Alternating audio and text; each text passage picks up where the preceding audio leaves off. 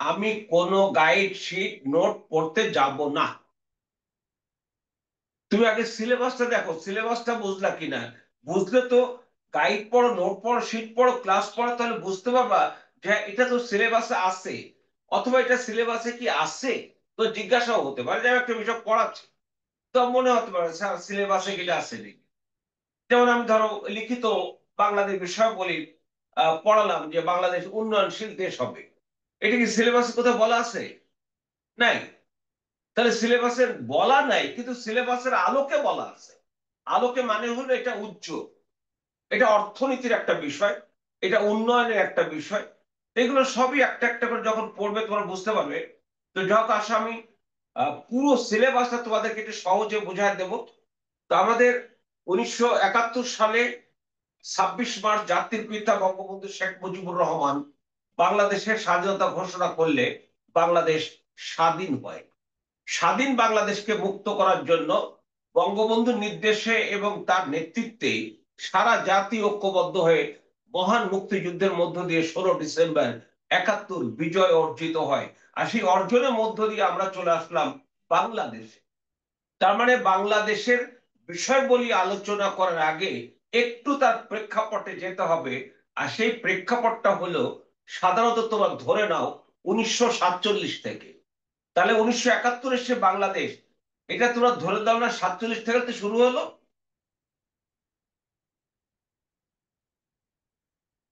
ধরে নাও,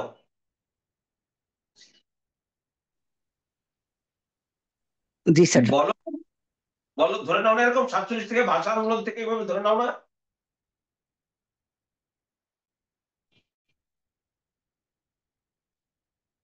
আমি কথা বোঝাতে জি পারছি? স্যার।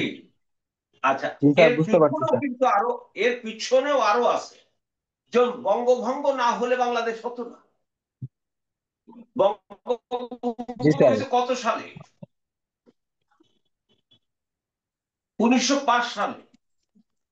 বঙ্গভঙ্গ হয়েছে কত সালে বলো?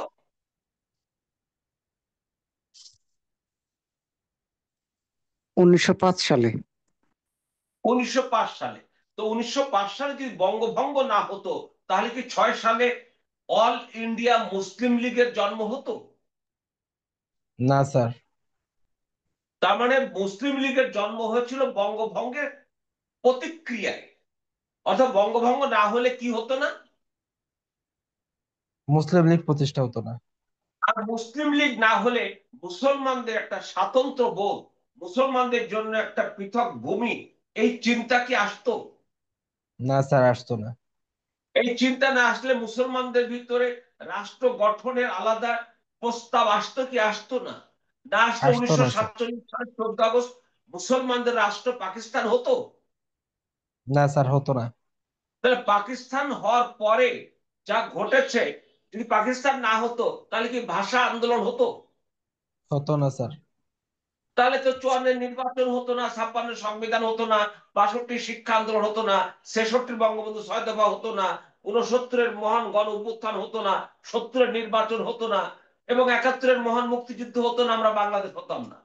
তার মানে বাংলাদেশ একটা প্রেক্ষাপট আছে। জি স্যার। আমরা অনেক সময় এই প্রেক্ষাপটটা এড়িয়ে যাই অথবা বুঝি না, বুঝতে চাই না। কিন্তু তোমাদের এটা বুঝতে হবে। আমি এখন আসো সেটা হলো, তোমাদের সিলেবাসে কারোর সামনে কি সিলেবাসটা আছে? জি স্যার, আছে স্যার। আচ্ছা, আছে। এই যে দেখো, আমি সেই সিলেবাসে আলোচনা করব। তো সিলেবাসে কতটা চ্যাপ্টার আছে বলো তো? 16টা। সিলেবাসে 16টা কত স্যার, 16টা। আছে? 16টা। 16টা। আচ্ছা, এই 16টা তোমরা এখন 16টা পড়ার দরকার নেই। তোমরা ক্লাসের শেষে রাতে যখন খাওয়া দাওয়া করে বা যখন বিছনায় শোবে, আচ্ছা বিছনায় শুলে কি তোমরা ঘুমায় যাও? না স্যার, চিন্তা করি। কোনো মানুষ কি বিছনায় শুলেই ঘুমায়? একটা না ছোট্ট স্যার। বাবু।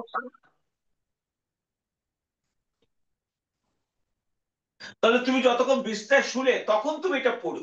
এটা তুমি অঙ্ক করা থেকে পড়তে হবে না, বাংলা পড়া থেকে পড়তে হবে না। এটা জাস্ট সব কিছু কাজ শেষ, আমি বেডে চলে গেছি। এখন বেডে গেলেই তো আমার ঘুম আসবে না, একটু সময় লাগবে। কারণ কতক্ষণ লাগে আমি জানি না, আমার বেশিক্ষণ লাগে। আমি সাধারণত 1:30 2টোর আগে আমি শত চেষ্টা করলেও আমার ঘুম আসে না। ঘুম আসে না, আমি একটা একটা পর্যন্ত এই মানে কত রকমের দেখি প্রচুর। আর আরেকটা জিনিস করে জানো যে ফেসবুক মানুষের সাইকোলজি বোঝে। জি স্যার, অবশ্যই স্যার। কিভাবে সিস্টেমটা করা হয়েছে আমার আমি কাছে যাই সেই কিছু ভিডিও সার্চ করি আছে। স্যার, তাই কিছু হ্যাঁ, আমার সামনে বারংবার এনে দেয়। বলো আবার বলো। স্যার আমি যাই কিছু সার্চ করি, ওই ওই জিনিসগুলো কি বারবার আমার সামনে আনে এবং আমাকে ইন্টারেস্টেড করার ট্রাই করে, এবং আমি সবচেয়ে বেশি টাইম এক্সপেন্ড করি। কথা হচ্ছে আমি কোনটা পছন্দ করছি সেটা কিন্তু ফেসবুক বুঝে যাচ্ছে। সেজন্য আমার কাছে কি আসে, all kind of political video গুলো আসে, অল জি kind of sir. Historical video আসে, all kind of economical video আসে। আবার আমি, একটা মানুষ তো শুধু পড়ালেখা করে জীবনকে বাঁচায় না, তাই না? পড়ালেখার বাইরে তো অনেক কাজ আছে, তাই না? জি স্যার, আছে। তার ভিতরে অন্যতম হলো তার, কি বলবো যে, বা কি বলবো যে যে আমরা সিনেমা দেখি, নাটক দেখি, বিভিন্ন জিনিস বিনোদন দেখি, স্যার, এটা কি বিনোদন। জন্য দেখি? বিনোদন স্যার। বিনোদনের জন্য। একটা মানুষের বিনোদন আছে, যেমন আমি, তোর শুনলে হয়তো কেউ হাসবে, হাসতেও পারো, হাসো, তাতে অসুবিধা নেই। সেটা হলো আমি গোপাল ভাঁড় দেখি। হ্যাঁ, স্যার, অনেক আমি শিক্ষণীয় যখন জিনিস আমাদের স্যার। দুটা মোবাইল, একটা মোবাইলে গোপাল ভাঁড় ভরা, আমি যখন রাতে শুই তখন এই গোপাল ভাঁড় দেখতে তো ঘুমাই যাই। দেড়টা বা একটা দেড়টার সময় দু একটা গোপাল ভাঁড় দেখে দেখতে দেখতে ঘুমাই যাই। ওই জন্য আমার কাছে আসে। আবার আমাদের বাংলাদেশেরই একটা আহ, কার্টুনের কার্টুনের দেখায়, সিরিয়াল দেখায়, সেখানে নানা বিষয় দেখায়।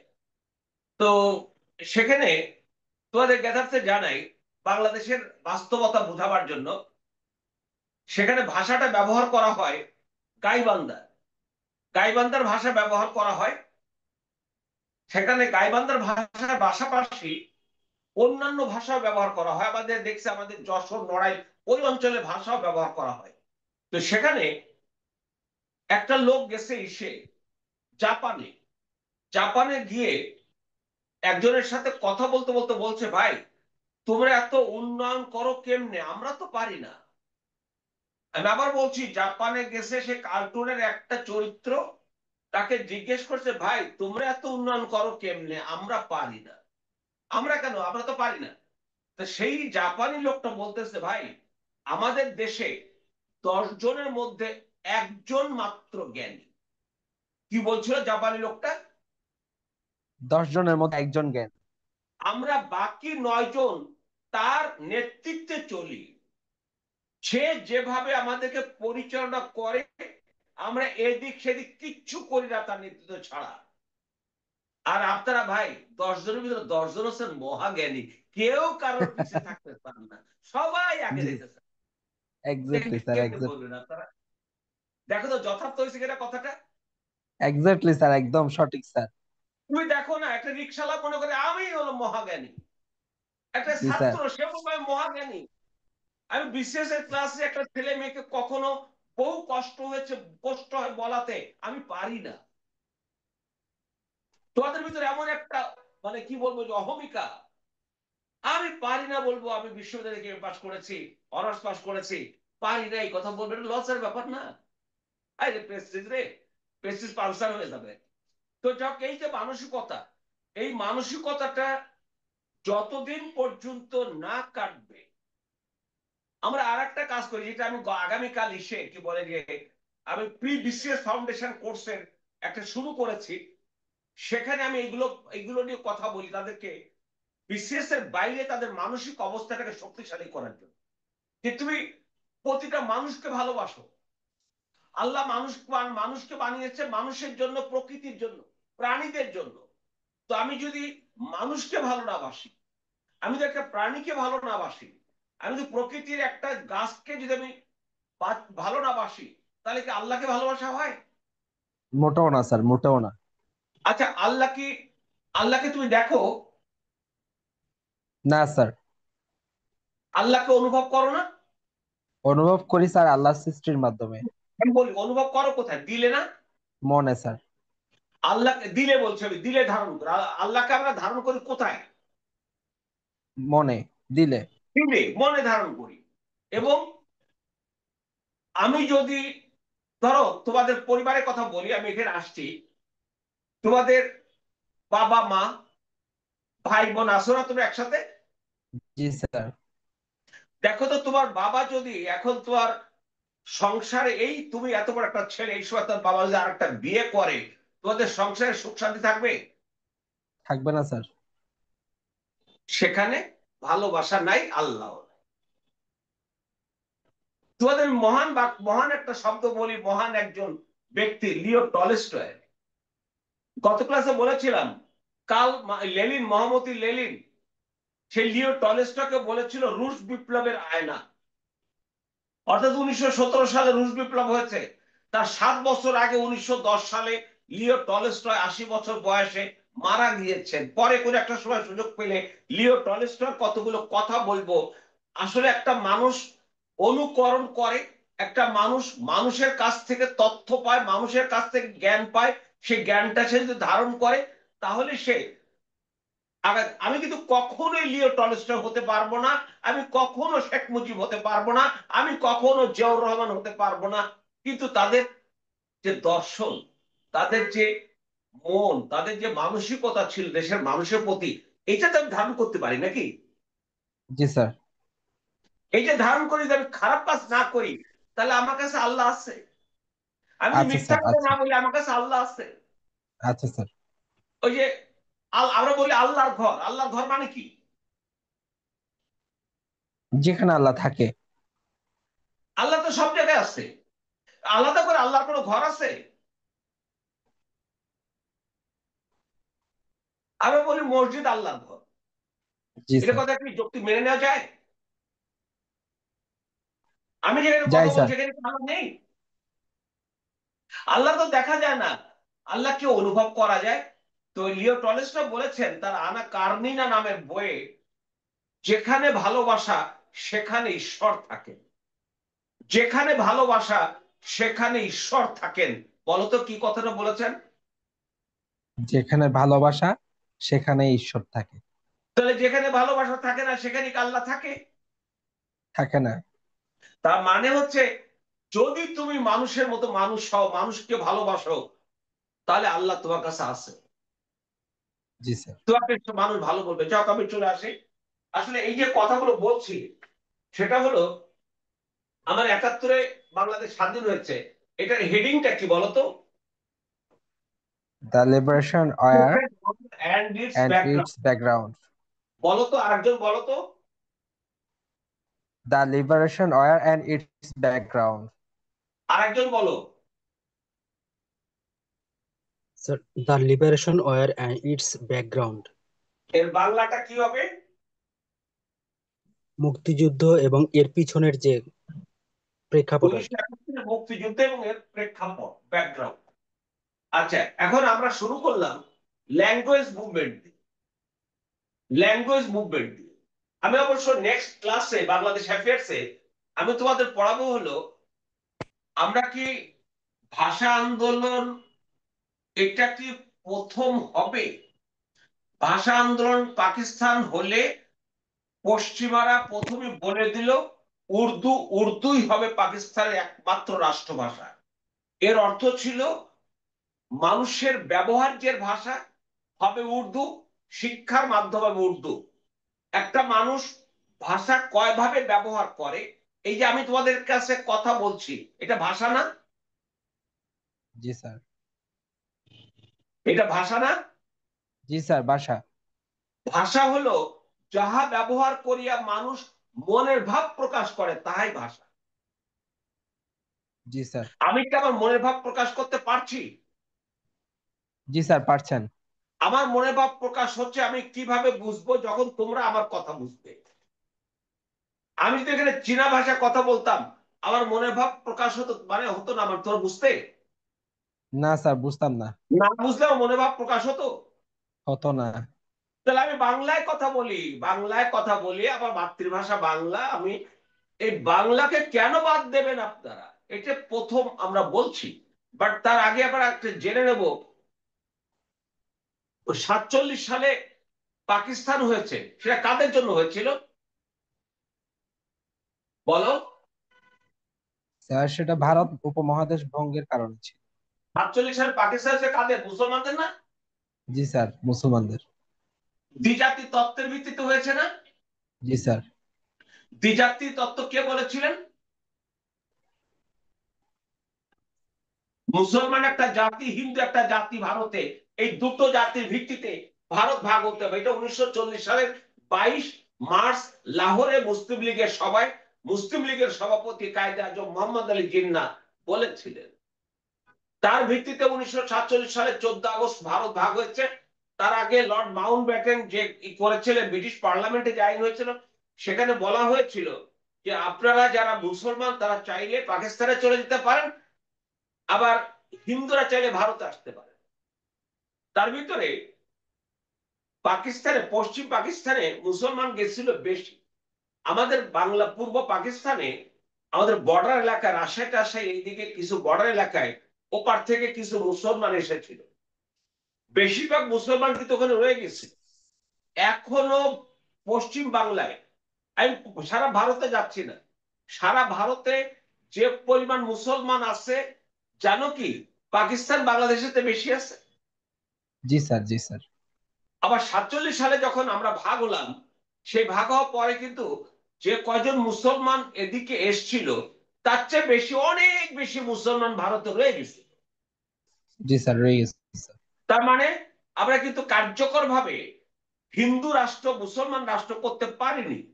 মানুষ দিয়ে তো ধর্ম হয়, ধর্ম দিয়ে তো মানুষ হয় না, তো সেটা হয়নি। যাই হোক, আমরা 47 সালে যে মুসলমান রাষ্ট্র হলাম, কিভাবে মুসলমান রাষ্ট্র হলাম এটা আগে জানতে হবে, না আগে ভাষা আন্দোলন জানতে হবে? স্যার আগে কিভাবে হিন্দু মুসলমান হয়েছে সেটা জানতে হবে। আগে জানতে হবে মুসলমানদের রাষ্ট্র ভাবনাটা কি ছিল।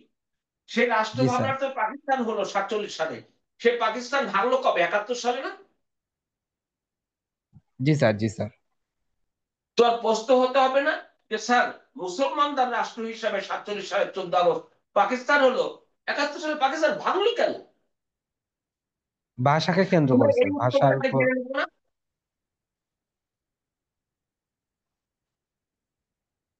এই উত্তরটা তো জেনে নেবো নাকি? জি স্যার, জি স্যার।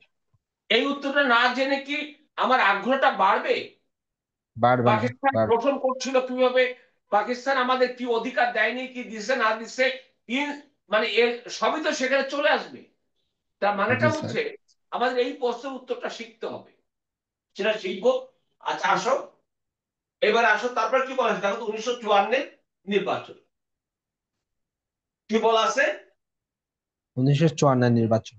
1954 নির্বাচন, তারপরে কি বলা আছে? 6 পয়েন্ট 6 পয়েন্ট মুভমেন্ট মুভমেন্ট। 1966।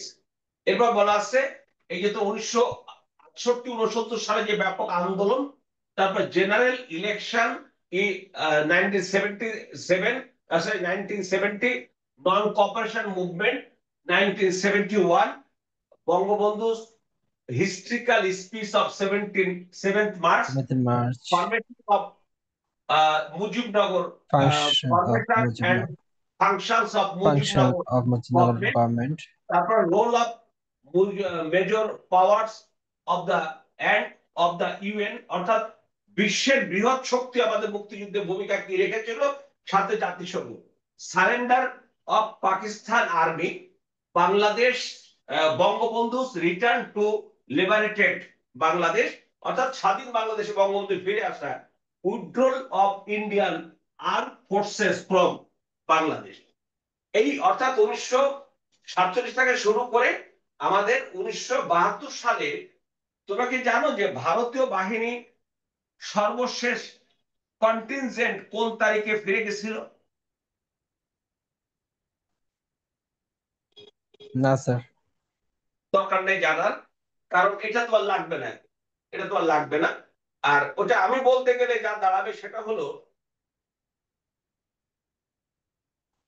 কারণ আমি যখন বলবো কথাটা, আমি কিভাবে জানি সেভাবে তো বলবো না। Exactly sir. আমি কিভাবে জানি সেইভাবে যখন বলবো, তখন আমার আবেগটা কিন্তু সেখানে সেইভাবে কাজটা করবে। এখন জি আমার স্যার। আবেগটা যখন ওভাবে কাজ করবে যে পৃথিবীর ইতিহাসে একমাত্র নজির, কোন বিদেশিরা যুদ্ধে সহযোগিতা করতে এসে মাত্র 3.5 মাসে মাথায় জাতির পিতা তাদেরকে বাংলাদেশ থেকে বিদায় করতে পেরেছেন।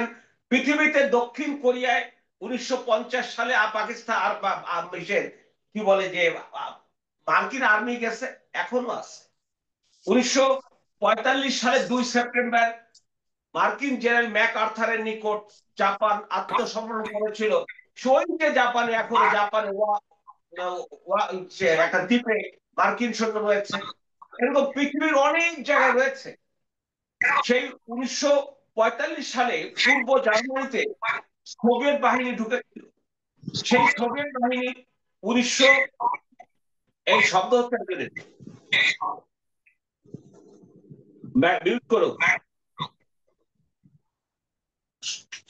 অর্থাৎ সোভিয়েত ইউনিয়নের পতনের পর পূর্ব জার্মানি থেকে সোভিয়েত বাহিনী চলে আসে, রাশিয়া বাহিনী চলে আসে, একমাত্র বাংলাদেশ এক্সেপশন। এই কথার ভিতরে অনেকগুলো গল্প আছে। এই কথাগুলোর ভিতরে যে গল্পটুকু আছে না, এই গল্পটা বলতে আমার মিনিমাম 35 থেকে 40 মিনিট সময় লাগে। কিন্তু এটা সাউন্ডের কারণে বোঝা যাচ্ছে না, কম বোঝা যাচ্ছে। কামাল কামাল যিনি আছেন, কামাল একটু আনমিউট করলে সাউন্ডটা ঠিক। কামাল কামাল ফেরি কামাল সুসো যে ডাক দিচ্ছে আমি এসে ফেরি পদ্ধতি আর কামালে কাম যায় না। হ্যাঁ, কামাল এবার মিউট করেছে। আচ্ছা, তাহলে এবার আসো, আমি চলে আসি। আমাদের ওই সব জায়গায় সময় নষ্ট করার সময় নেই। এবার আসো, ওই যে উপরে যাতে দেখলে না, বুঝছো, তার থেকে দেখো এবার এখানে কি লেখা আছে।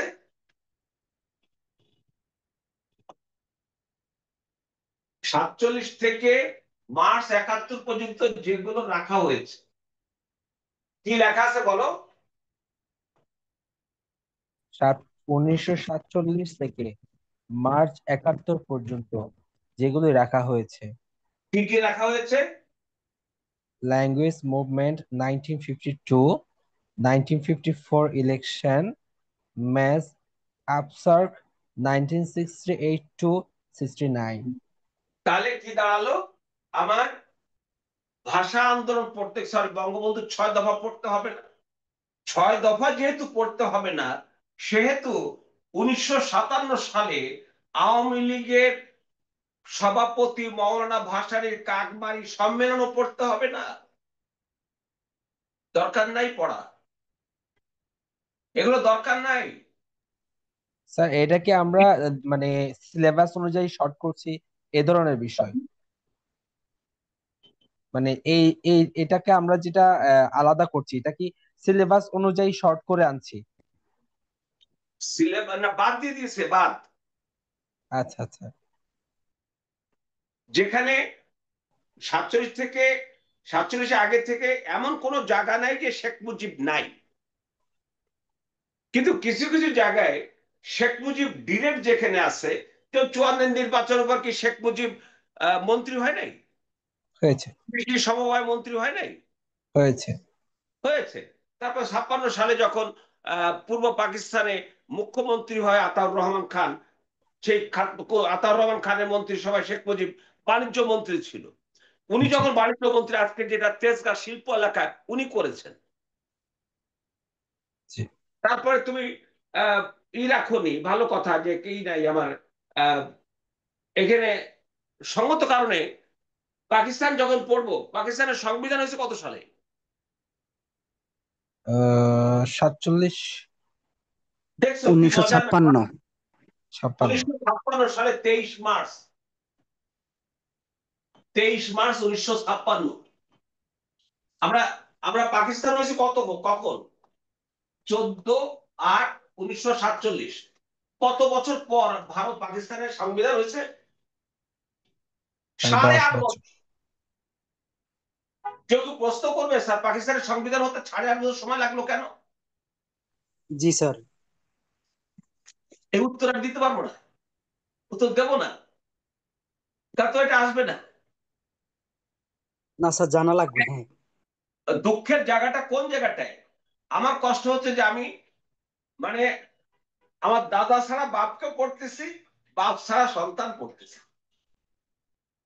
এই জন্য তো মনে থাকবে না স্যার আমাদের হ্যাঁ। সব। স্যার এই জন্য তো মনে থাকবে না, প্রেক্ষাপট আচ্ছা না যাও, করলে। তবে হ্যাঁ, এটা এটা তোমরা নিশ্চিত থাকো, ইতিহাসের কোন শব্দ পরিবর্তন করার ক্ষমতা ইতিহাস কাউকে দেয়নি। তারপরেও কেউ কেউ চেষ্টা করে না, এরকম করে করে কিছুদিন তার সাকসেস হয়, একটা সময় কিন্তু আবার তা ব্যর্থ হয়। কারণ তোমরা দেখো, শেখ হাসিনা যখন ক্ষমতা ছিল, উনি রূপকল্প 2021 দিয়েছিল, জানো তোমরা?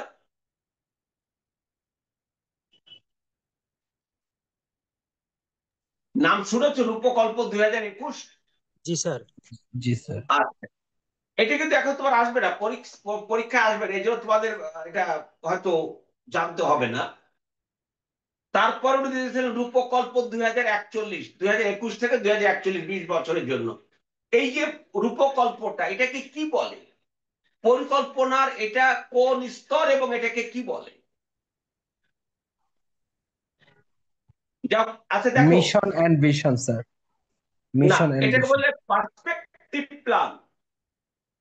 Perspective plan sir. Perspective plan বলে ইংরেজিতে, বাংলায় বলে প্রেক্ষিত পরিকল্পনা। আমি এটা পরে বোঝাবো যখন অর্থনীতি পড়াবো, পিলি রিটেন সব জায়গায় কাজে লাগবে।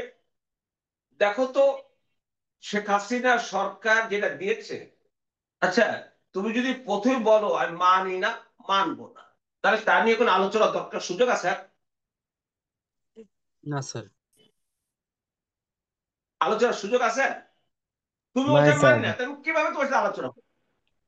আগে তুমি অ্যাকসেপ্ট করো, অ্যাকসেপ্ট না করলে তুমি আমাকে বোঝাবা কিভাবে স্যার এই এই কারণে আমি মানছি না?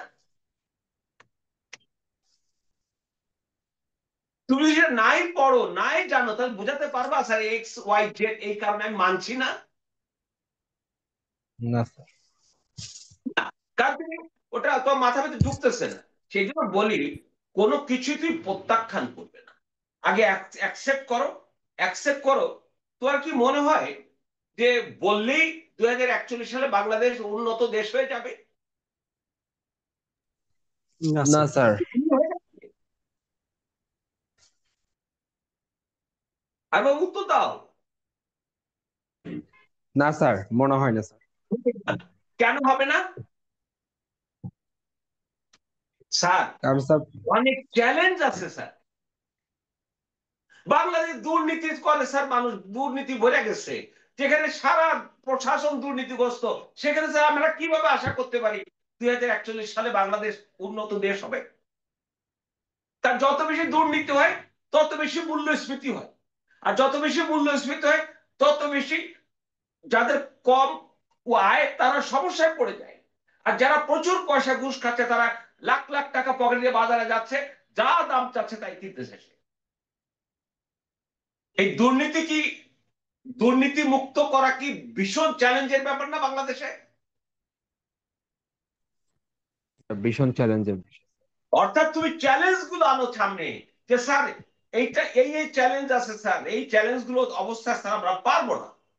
আর আমি যদি বুঝাতে পারি এই চ্যালেঞ্জ গুলো আমরা এইভাবে যদি মোকাবেলা করে আগাতে পারি, তাহলে পারবো। হতাশ হয়ে তো লাভ নেই, আমার তো এগোতে হবে বাংলাদেশকে।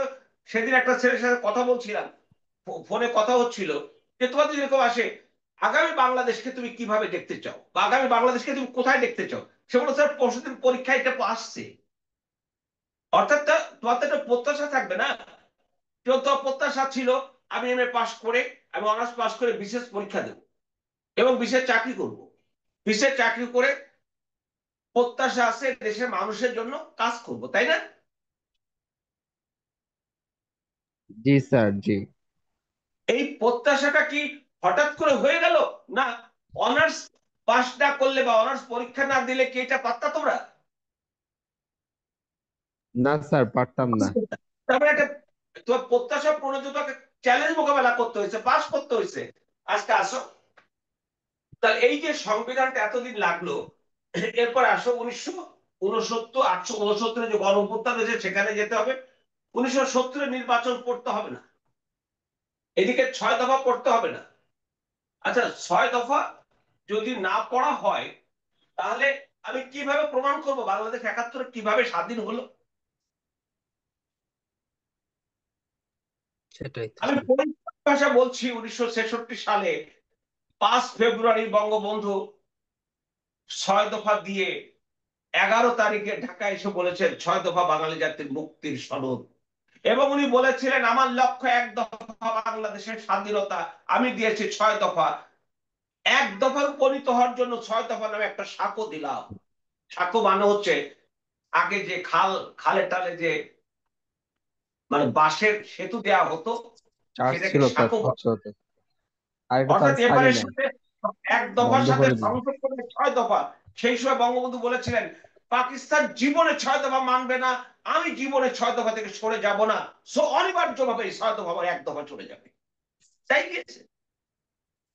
আমি তো তোমাদের তারিখ সাল উল্লেখ করে, তথ্য উল্লেখ করে এটা প্রমাণ করতে পারবো। 6 দফা 71 সালের মার্চ মাসের 1 তারিখে যখন জাতীয় পরিষদের অধিবেশন স্থগিত করলো, বঙ্গবন্ধু যখন মতিঝিলের এসে কি বলে যে আহ, হোটেল থেকে উনি বললেন আগামী কালকে ঢাকায় হরতাল, পরশুদিন সারা দেশে হরতাল, 7 মার্চ রেসকোর্স ময়দানে আমি বাঙালি জাতির চূড়ান্ত মুক্তির কর্মসূচি ঘোষণা করব। উনি তাই বলেছিলেন এবারের সংগ্রাম মুক্তির সংগ্রাম, এবারের সংগ্রাম স্বাধীনতার সংগ্রাম। এগুলো কি আমার হৃদয়ে আছে না? জি স্যার, আছে স্যার। আপনি পড়েন নাকি না? আমি তো পড়বো, আমি পড়বো, আমি যাদেরকে ব্যক্তিগতভাবে বলি সবাই পড়তে বলি, পড়ো পড়ো, এগুলো পড়ো, না হলে তো তুমি ভবিষ্যতে তোমার সন্তানের কাছে তুমি হেরে যাবে। স্যার আজকে এগুলো তো যেদিন বেসিক আছে এদিন নলেজ। কি কালকে থাকবে? এই দিন দিন আরো দিন আছে না? জি স্যার, অবশ্যই। শেখ হাসিনা অনেক বড় বড় কাজ করছে না, বড় শেখ হাসিনা থাকতে পারছে? করেছি স্যার। পারেননি। জিয়াউর রহমান এসে কি উনি অনন্ত থাকতে চাননি? পারেননি। এর সাথে এসে অনন্ত থাকতে চায়নি? পারেননি। তার মানেটা হচ্ছে আমরা হিস্ট্রি দেখেছি। তো সেই হিস্ট্রি জায়গায় এসে আমরা বলছিলাম 6 দফা পড়তে হবে না, তারপর 70 নির্বাচন, 7 মার্চের ভাষণ পড়তে হবে না। যে ভাষণ সারা বিশ্বে এখন গবেষণা হয়, সেই ভাষণ আমাদের বাংলাদেশের ছেলে মেয়েদের পড়তে মানা। মার্চ মাসে 1971 মার্চে অসহযোগ আন্দোলন, এটা পড়তে হবে না। তাহলে দেখো 47 থেকে 71-এর মুক্তিযুদ্ধের আগ পর্যন্ত আমাদের পড়তে হবে ভাষা আন্দোলন, পড়তে হবে 54-এর নির্বাচন, পড়তে হবে 1969-এর গণ আন্দোলন। That's all. তোমরা খুব আহ ভালো মোডে আছো, এত বেশি পড়াপড়ি দরকার তো চাকরি দরকার। আচ্ছা এবার আসো, এবারে কি বলা হয়েছে? 1971 সালের মহান মুক্তিযুদ্ধ থেকে রাখা হয়েছে। War strategy, role of 1971 major সালের পাওয়ার। মহান মুক্তিযুদ্ধ থেকে রাখা হয়েছে 1 number war war strategy, strategy. রণকৌশল, যুদ্ধের রণকৌশল।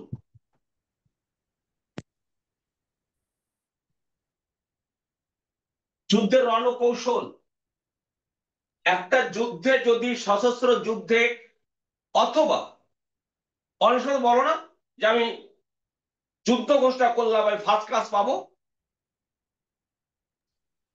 জি স্যার। এই ফার্স্ট ক্লাস পাবে, এটা হচ্ছে রণনীতি। এখন ফার্স্ট ক্লাস পাওয়ার জন্য তোমার যে সংগ্রাম করতে হবে সেটা হচ্ছে রণকৌশল। কিভাবে জি পড়লে স্যার। তুমি বেশি নাম্বার পাবে? আমি আমি রাজশাহী ইউনিভার্সিটি অনার্স পড়ালেখা করেছি। তো আমার বাড়ি নড়াইল, তখন বৃহত্তর যশোর। তো আমাদের যশোরে বেশ কয়েকজন আমার বড় ভাই, ওনারা ইকোনমিক্সে পড়তেন। ইকোনমিক্সে রাজশাহী শহরে ওর বাবা পুলিশ অফিসার ছিল, দারোগা। তার ছেলে ফেরদৌস, সেও ইকোনমিক্সে পড়তো। আর সে ভোরবেলায় বাড়ির থেকে একটা সাইকেলে পিছনে বসে আইসা শেরে বাংলা হলে রাস্তা রাস্তা এসে ও বন্ধুদেরকে নিয়ে চলে আসতো যুবনী ভবনে, মাঠে ফুটবল খেলতো। তারপরে হলে যে গোসল টোসল করে আসতো, নাস্তা খেয়ে টেয়ে আসতো ক্লাসে। ক্লাস আসলে পিছনে ঘুমায় থাকতো। হঠাৎ করে সে সজাগ হইতো, তারপর কিছু পড়তো। ওই ছেলেটা আমাদের 3 বছর 2 বছর সিনিয়র।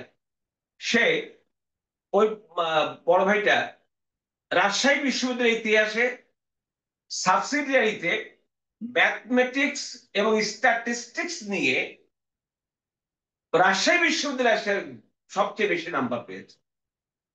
2 নম্বর হলো অনার্স পরীক্ষা 4 ঘন্টা, ও দেয় 2.5 ঘন্টা, আর 1.5 ঘন্টা সে বাথরুমে থাকে, অন্তত 10-12টা সিগারেট তাদের। ও না রেজাল্ট করে মানে রেকর্ড পরিমাণ নাম্বার নিয়ে, ইতিহাসে সব রেকর্ড ব্রেক করে সে ফার্স্ট হয়। তখন হিটলু ভাই বলতেছিল, ফেরদৌস তুই যে নোট লেখো সেটা আমার তো দেশ না। ওই ফেরদৌসের কাছে ওরা নোট নেয়, বন্ধু মানুষ, ওরা লেখো, ওরা সেকেন্ড ক্লাস, আরো হচ্ছে রেকর্ড পরিমাণ মার্কসে ফার্স্ট ক্লাস।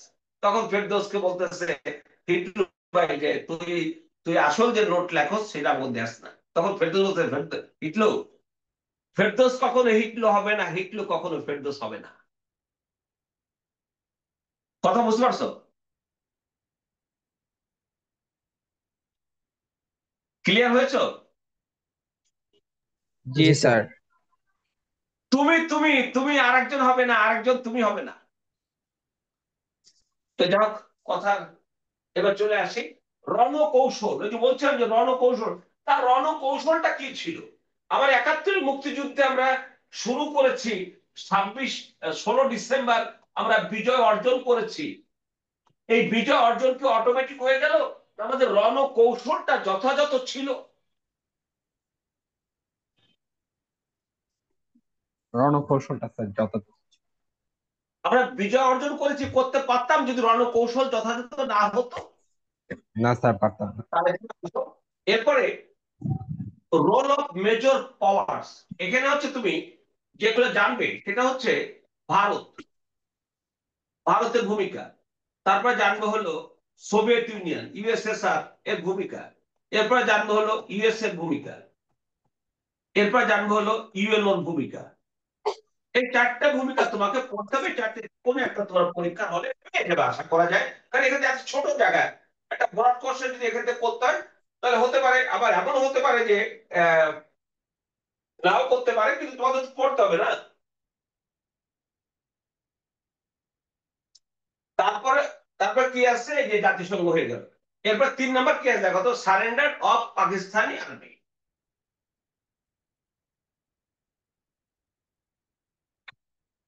বলো পাকিস্তানি আর্মি সারেন্ডার, বলো না একটু। Surrender of sir Pakistan. অর্থাৎ পাকিস্তানি বাহিনীর আত্মসমর্পণ না? জি জি স্যার। স্যার।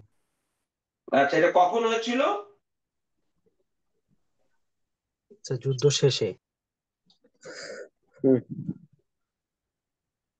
1971 সালের 16 ডিসেম্বর। 16 ডিসেম্বর, ভালো বলেছ। ঢাকার রেসকোর্স ময়দানে স্যার। তখন ঢাকা রেসকোর্স ময়দান ছিল। 93,000 পাকিস্তানি বাহিনী বাংলাদেশের কাছে, ভারতের কাছে আত্মসমর্পণ করেছিল। ওটা তোমাদের বলতে হবে যৌথ বাহিনীর কাছে। যৌথ বাহিনীর কাছে স্যার। এটা আমি যখন পড়াবো তখন তোমাদের ডিটেইলস জানাবো। আমি এখন একটা জিনিস জানাতে চাচ্ছি তোমাদের, একটু দেখাই দিয়ে।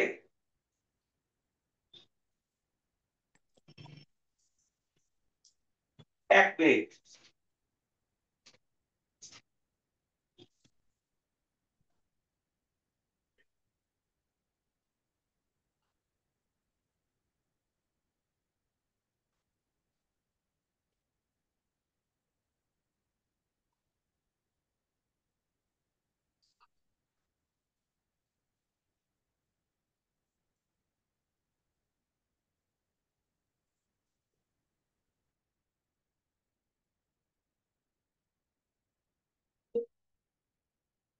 এই বইটা দেখো তো কি লেখা আছে। স্যার 70 থেকে 90। আচ্ছা, বইটা হচ্ছে বাংলাদেশের রাজনৈতিক প্রেক্ষাপট, আব্দুল ওয়াহেদ তালুকদার। উনি এখানে দিয়েছেন আত্মসমর্পণের দলিল। আমি একটু পড়ছি, শোনো। The Pakistan eastern command agreed to surrender all Pakistan armed forces in Bangladesh. আমি আবার বলছি, দি পাকিস্তান ইস্টার্ন কমান্ড অর্থাৎ পূর্ব পূর্ব, তাদের ভাষা তো পূর্ব পাকিস্তান, নেয়াজি, তারা সম্মত হয়েছে আত্মসমর্পণের জন্য সমগ্র পাকিস্তানি আর্মি ইন বাংলাদেশ। কোথায় আত্মসমর্পণের জন্য রাজি হয়েছে? বাংলাদেশে। তার মানে কি পাকিস্তান বাংলাদেশকে বাংলাদেশ হিসেবে স্বীকার করে নিল কোন তারিখে? জি স্যার, স্বীকার করে নিয়েছে। 16 ডিসেম্বর স্বীকার করে নেয়নি? জি স্যার, নিছে। আচ্ছা, তারপরে আসো। তারপর to lieutenant general Jagdish Singh Arora, এটা ব্যাখ্যা আমি তোদের পরে দিব, আরো অনেক পরে দিব। General officer commanding in chief of the Indian and Bangladesh forces in eastern territory, অর্থাৎ মুক্তি এবং মিত্র যৌথ বাহিনী, তার চিফ হয়েছিলেন ভারতের eastern commander lieutenant general Jagjit Singh Aurora. The surrender includes, surrender, the surrender include শব্দের অর্থ কি? আত্মসমর্পণের মধ্যে অন্তর্ভুক্ত হবে, তাই না? জি স্যার। জি sir. All Pakistan land, air মানে, মানে ল্যান্ড মানে army, air force and naval force, as also all paramilitary forces and civil armed forces. এই সিভিল আর্ম ফোর্সেস কারা ছিল?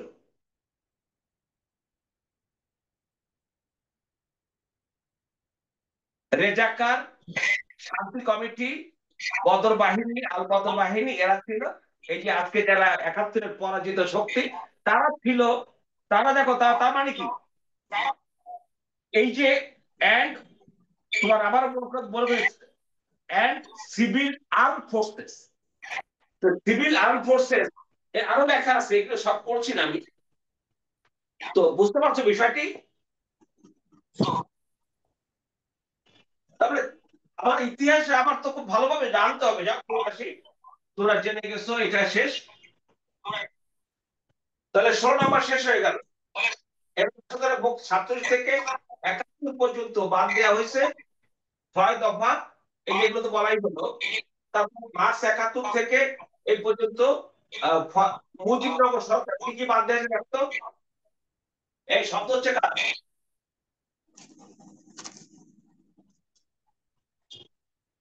এখানে কি কি বাদ দেওয়া হয়েছে বলো?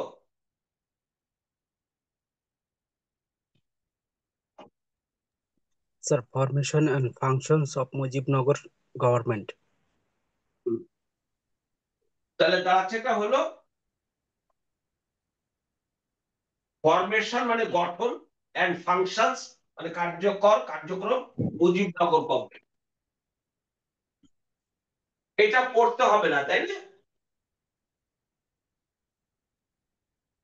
এটা জি বাদ স্যার। দিয়ে দিয়েছে, এটা পড়তে হবে পড়া লাগবে স্যার, আমাদের লাগবে। না? না, না, বাদ বাদ দিলে তো পড়বো না আমরা, তাই না? তো সিলেবাস থেকে যদি বাদ দেয় তাহলে পড়বো। সিলেবাস থেকে যদি বাদ দেওয়া হয় তাহলে কি আমরা পড়বো? না স্যার, পড়বো না স্যার। না স্যার, আচ্ছা, পড়বো না। যদি না পড়ি তাহলে প্রশ্ন হচ্ছে 71-এর মুক্তিযুদ্ধ পরিচালনা করলোটাকে? 71-এ জিয়াউর রহমান সাহেব আমাদের 1 নম্বর সেক্টর কমান্ডার ছিলেন না? ছিলেন। তাকে কে অ্যাপয়েন্টমেন্ট করেছিলেন, অ্যাপয়েন্টমেন্ট দিয়েছিলেন? উসমানীকে 11 এপ্রিল প্রধান সেনাপতির পদে কে নিয়োগ দিয়েছিলেন?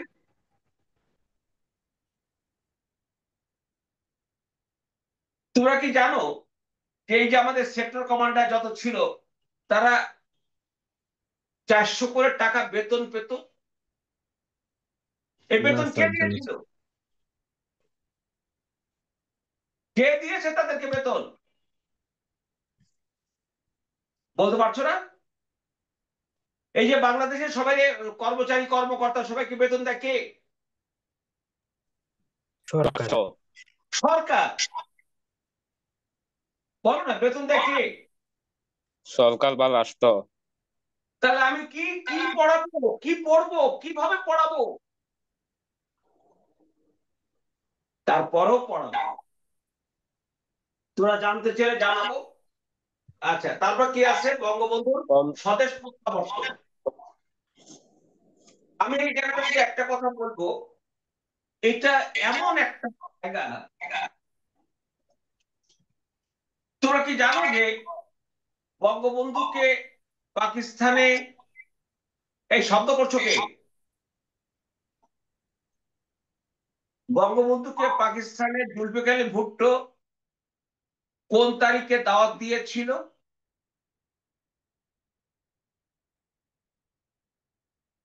জানো কেউ? না স্যার। 1971 সালের, 72 সালের 9, কি বলে যে 7 জানুয়ারি রাতের বেলায় লারকানার জমিদার জুলফিকার আলী ভুট্টো সেখানে বিদেশি কূটনীতিক এবং পাকিস্তানের রাজনীতিবিদদের আসছে, বঙ্গবন্ধুকে সেখানে নিয়ে এসে ডক্টর কামাল হোসেন তার সাথে ছিলেন। ডক্টর কামাল হোসেন লেখা বইতে কথা লেখা আছে, সেখানে জুলফিকার আলী ভুট্টো ভুট্টো শেখ মুজিবের কাছে বলেছে যে আপনি তো চলে যাচ্ছেন, আপনার আমাদের কাছে শেষ কোনো চাওয়া আছে কিনা? বলে হ্যাঁ, চাওয়া আছে। সেটা হলো আমাকে আমার রবীন্দ্র, আমার আমার জাতীয় সঙ্গীতটা বাজায় শোনাতে হবে। তোমরা জানো সেদিন এই গ্রামোফোনে রবীন্দ্রনাথের আমার সোনার বাংলা গেয়ে শোনানো হয়েছিল। কেমন লাগছে কথাগুলো?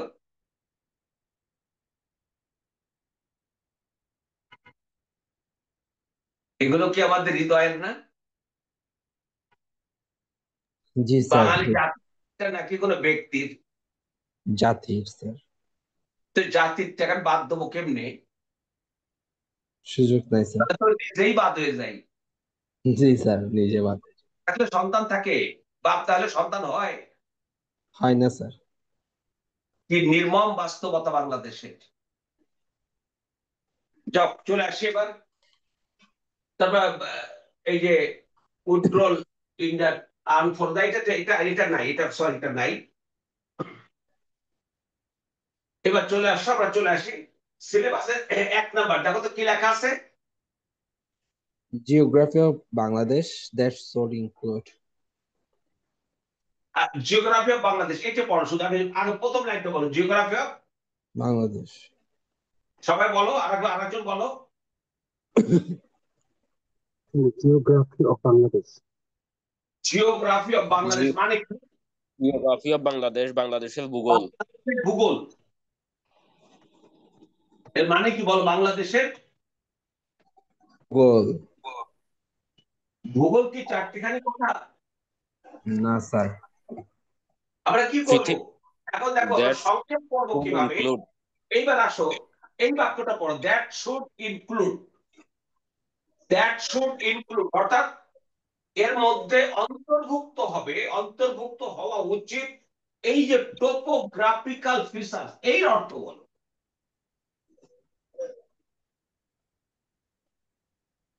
অর্থাৎ আমরা ভূগোলের সেইটা পড়বো, সেটা হচ্ছে টোপোগ্রাফিক্যাল ফিচার্স। ভূগোল তো একটা বিশাল সাবজেক্ট বাংলাদেশের। আমাদের সব পড়তে হবে না, আমাদের পড়তে হবে কোনটা বলো তো? Topographical topographical features. ফিচার্স। আচ্ছা, আমি আর একটু বলি তোমাদের। এই যে ইসে কি বলে যে সব, একটু পরে আমি তোমাদের এটা দিচ্ছি, এখানে সব প্রশ্ন লেখা আছে। আমি কিন্তু এখানে প্রশ্ন বলছি না, সম্ভাব্য প্রশ্ন সব এখানে দেওয়া আছে। তোমরা দেখলে তোমাদের খুব ভালো লাগবে যে তোমরা সব উপযুক্ত প্রশ্ন। আমি চেষ্টা করব তোমাদের অবশ্যই সবগুলো কমপ্লিট করে দিতে। টোপোগ্রাফিক্যাল ফিচার্স মানে হলো তোমার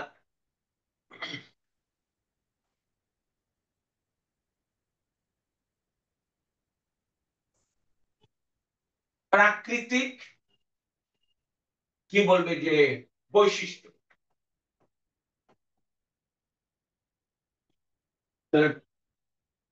টোপোগ্রাফিক্যাল ফিচার্স এর বাংলা কি?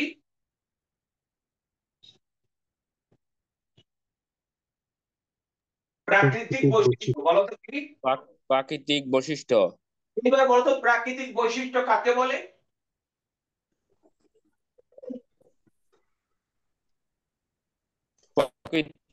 বিভিন্ন পরিবেশের মাঝে যে কি লিখেছি? বৈশিষ্ট্যগুলো কি প্রকৃতি কি লিখেছি? ধরা পড়ে বা ফুটে ওঠে এটাই। আমি বেশি কথা বলবো না। প্রাকৃতিক বৈশিষ্ট্যের এক নম্বর হচ্ছে ভূপ্রকৃতি, দুই নম্বর হচ্ছে তোমার নদ নদী, তিন নম্বর হচ্ছে মৃত্তিকা মানে মাটি। তাহলে প্রাকৃতিক ভূগোল টোপোগ্রাফিক্যাল ফিচারে বাংলা কি? তাদের বলো। প্রাকৃতিক প্রাকৃতিক বৈশিষ্ট্য। প্রাকৃতিক বৈশিষ্ট্য কি কি নিয়ে হয়? নদী, না, মাটি, ভূপ্রকৃতি, নদ নদী, মৃত্তিকা বা মাটি। বলো। ভূপ্রকৃতি, নদী, মিটি। স্যার ওই সাইডটা স্যার দেখা দেখা যাচ্ছে না এই জন্য। বলছে যে ভূপ্রকৃতি, ভূপ্রকৃতি, নদ নদী নদী, এবং মৃত্তিকা। মৃত্তিকা। আমার মুখে বলে তো শুনতেছো? ভূপ্রকৃতি, নদ নদী, মৃত্তিকা, সবাই বলো তো একটু এক বাক্যে। ভূপ্রকৃতি, নদ নদী, মৃত্তিকা। এই তিনটা নিয়ে যা হয় তাকেই প্রাকৃতিক ভূগোল বলে, তাকেই প্রাকৃতিক বৈশিষ্ট্য বলে, তাকেই প্রকৃতি, টপোগ্রাফি। নদ তাহলে দেখো নদী, তো ছোট আসলো কি? মৃত্তিকা। এখন ছোট আসে নাই? চলে আসতেছে। আমরা একটা ক্লাসেই ছেড়ে দেবো, একটা ক্লাসে এটা পড়ে ফেলবো। এই তিনটার বাইরে কি স্যার আর কিছু আছে? না, এই তিনটার বাইরে কিছু নাই এই টোপোগ্রাফিক্যাল ফিচার। এবার আসো সিলেবাসে দুই কি বলা আছে দেখো তো। Demographic features include ethnic and demographic features অর্থাৎ cultural diversity জনসংখ্যা সংক্রান্ত বৈশিষ্ট্য, জনসংখ্যা সংক্রান্ত সংক্রান্ত বৈশিষ্ট্য। বৈশিষ্ট্য। এখন জনসংখ্যা বৈশিষ্ট্য যেমন আমাদের বাংলাদেশের কত আয়তন বলি আমরা, সীমা আক্ষরিক করতে হবে সীমা এরিয়া, মাত্র 1,47,570 বর্গ কিলোমিটার, তাই না? জি স্যার। এক এই লাখ জায়গায় সাতচল্লিশ হাজার ছয়শো দশ বর্গ কিলোমিটার। আমাদের জনসংখ্যা 18 কোটি না? স্যার। আমাদের জনসংখ্যা 18 কোটি না জি বা স্যার। বেশি? প্রায় 18 কোটি। স্যার, তার মানে বাংলাদেশের জনসংখ্যা দেখো তো একটা বৈশিষ্ট্য হলো মানে জনসংখ্যার আধিক্য, তাই না? জি স্যার। আমি আমরা এখানে আসবো। দেখো তো জনসংখ্যার একটা বৈশিষ্ট্য দেখো তো, দারিদ্রতা কিনা, দারিদ্রতা। জি স্যার, জনসংখ্যা বেশি আর আয়তন কম বিধায় দারিদ্রতার তাহলে বিষয়। জনসংখ্যা বেশি ভূমির তুলনায় এটা আমার জনসংখ্যার একটা বৈশিষ্ট্য। দুই নম্বর হলো আমাদের দেশের একটা অংশ মানুষ দরিদ্র আছে না? আচ্ছা sir.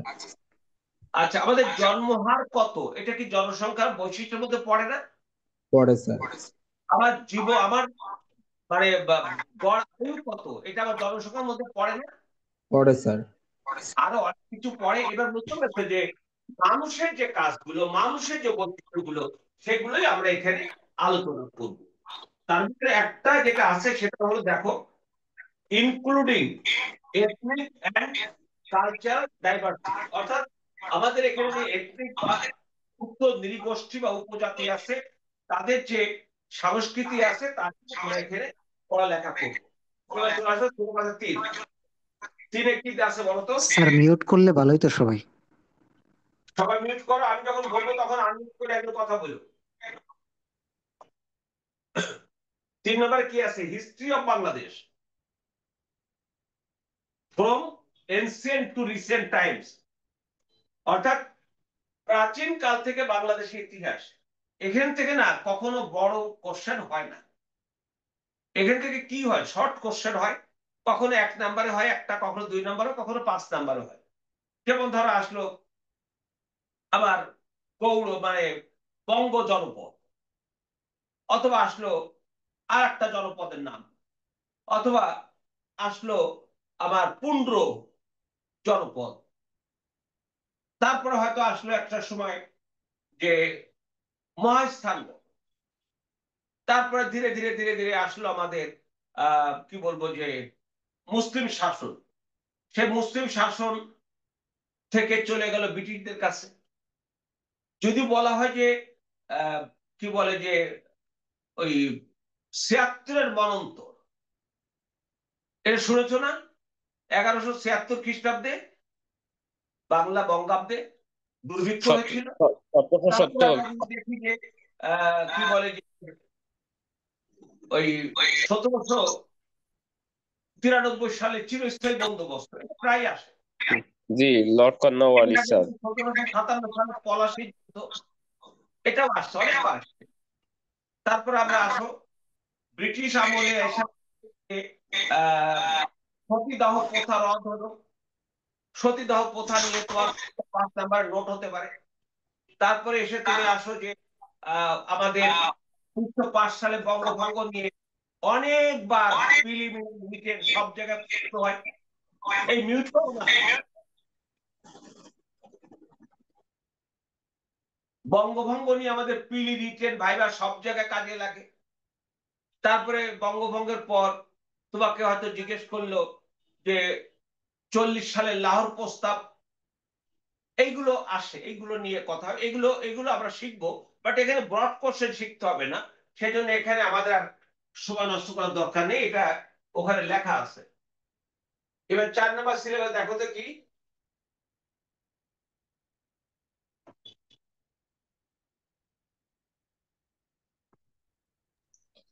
Economic of Bangladesh with particular emphasis on the development including poverty alleviation vision আমরা 2021. খেয়াল করো,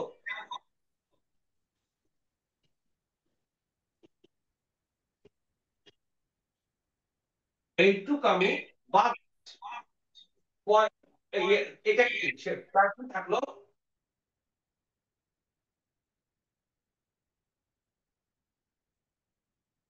একটু বলো কি।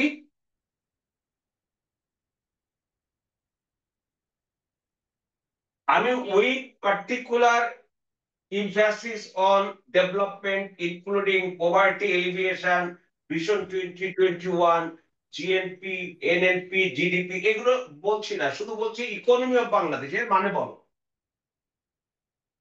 বাংলাদেশের অর্থনীতি। তো আরেকজন বলো তো,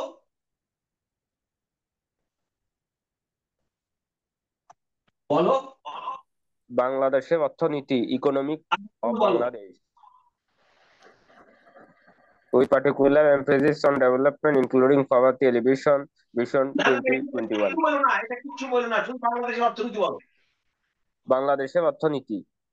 আচ্ছা আচ্ছা, বাংলাদেশ কি,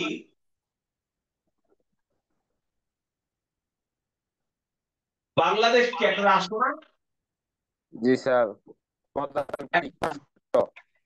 এইবার আসো, রাষ্ট্রের লক্ষ্য কি? রাষ্ট্রের লক্ষ্য কি? নাগরিকের উন্নত সুযোগ সুবিধা প্রদান।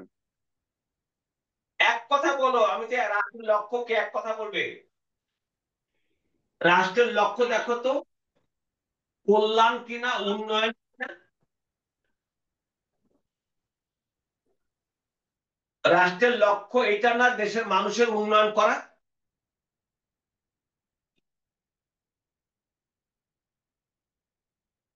কি বোঝো নাই? আমাদের দেশ তো কল্যাণকর রাষ্ট্র নয় স্যার। আমার এই কথাটা তো বুঝেছো কিনা? রাষ্ট্রের লক্ষ্য দেশের মানুষের কল্যাণ, দেশের মানুষের উন্নয়ন করা না? জি। এটা কি সবাই বুঝেছো নাকি বোঝো নাই? বুঝেছিস? আচ্ছা, তাহলে একজন বলুন, আরেকজন কথা বলো। তাহলে দাঁড়াচ্ছে যে এখন আমার ওই কল্যাণ না, এখানে উন্নয়ন দেখলাম। আচ্ছা, উন্নয়ন যদি করতে হয় তাহলে আমার কি লাগবে? আচ্ছা, রাষ্ট্রের পক্ষে এই উন্নয়ন কাজ কে করে?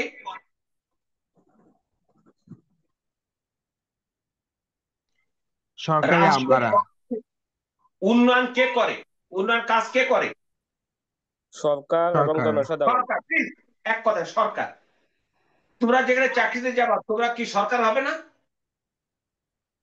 স্যার তোমরা সরকারি লোক হবে না? হব স্যার। তোমরা কি করবে?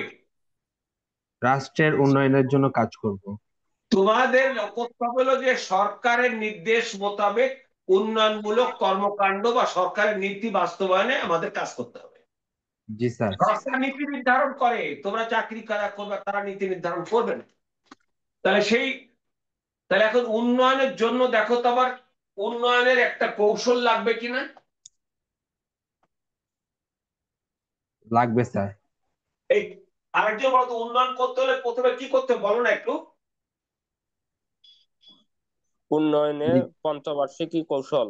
উন্নয়নের জন্য কৌশল ঠিক করতে হবে, কৌশল স্ট্র্যাটেজি ঠিক করতে হবে। তুমি যদি স্ট্র্যাটেজি ঠিক না করো তাহলে কি কোনো কাজ করতে পারবে? নো। এখন উন্নয়ন কৌশলটা বাস্তবায়ন করতে হবে লাগবে হলো পরিকল্পনা। কি লাগবে?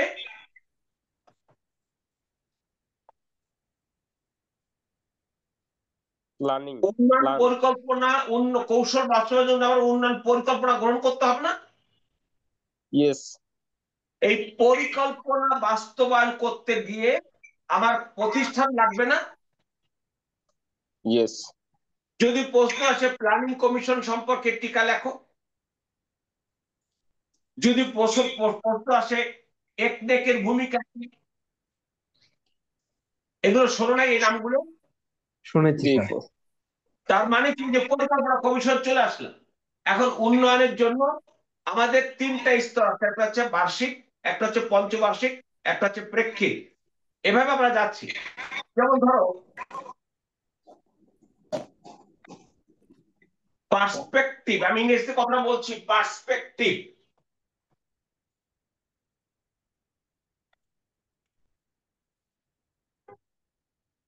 প্ল্যান এর বাংলা কি বলতে পারবে? এটা বোঝা যাচ্ছে? পার্সপেক্টিভ প্ল্যান বোঝা যাচ্ছে? জি স্যার, বোঝা যাচ্ছে স্যার। যাচ্ছে না? নিচে হয়ে গেছে নাকি? স্যার বোঝা যাচ্ছে স্যার। আচ্ছা এখানে আমি লিখতেছি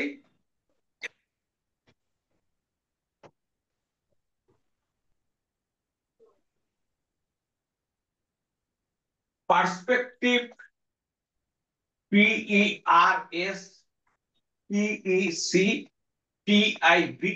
পার্সপেক্টিভ প্ল্যান। এবার কি পড়তে পারতেছো? জি স্যার, পড়া যাচ্ছে স্যার। এর বাংলা বলো।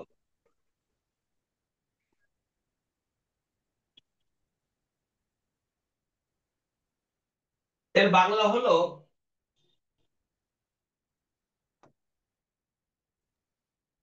প্রেক্ষিত। প্রেক্ষিত পরিকল্পনা। কি লেখছি বলো, কি লিখেছে?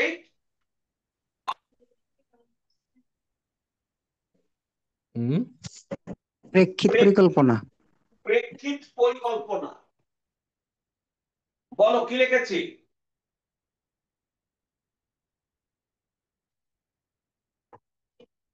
তোমাকে দেখতে পাচ্ছ না প্রেক্ষিত শব্দটা? প্রেক্ষিত পরিকল্পনা। কিসের? এই প্রেক্ষিত পরিকল্পনা ইংরেজি কি? Perspective plan.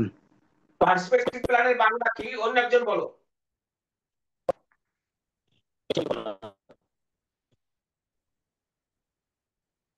পার্সপেক্টিভ প্ল্যানের বাংলা কি?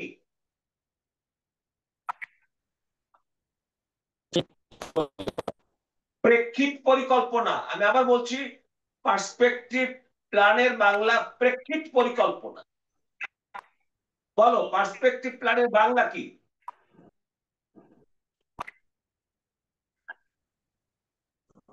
যারা বলেছে তারা বলো না, অন্য একজন বলো।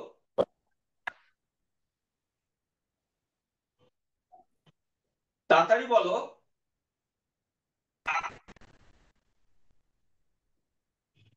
কি রে ভাই, এটা কোন ধরনের কথা?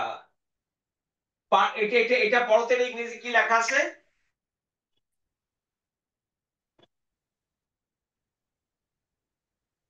ইংরেজি কি লেখা আছে?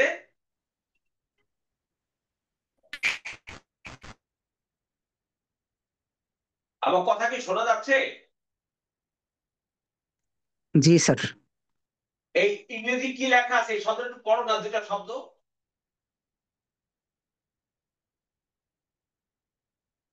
পড়ো পড়ো, যে কয়েকজন পড়ো। Perspective plan. আর একজন পড়ো।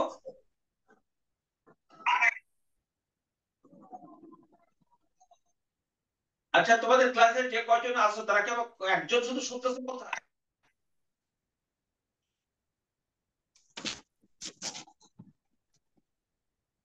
আর একজন বলো ইংরেজি কি লেখা আছে। তোরা না বললে তো আমি বুঝাতে পারছি না তোমাদেরকে।